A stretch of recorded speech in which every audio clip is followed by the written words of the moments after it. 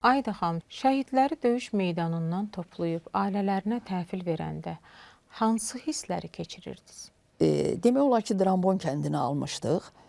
Artıq biz kəndi əlimizin içi kimi görürdük. Nəcməddin Sadıxov Tərtərdə otururdu. Biz əlaqə saxladıq ki, kəndi almışıq.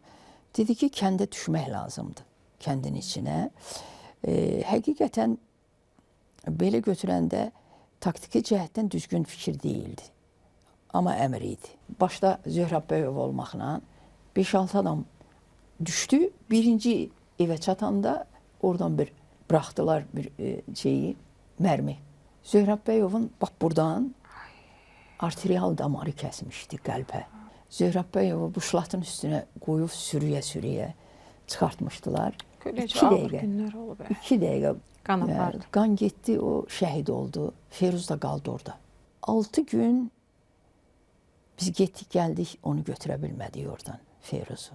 7-ci gün Firuzu oradan götürdük.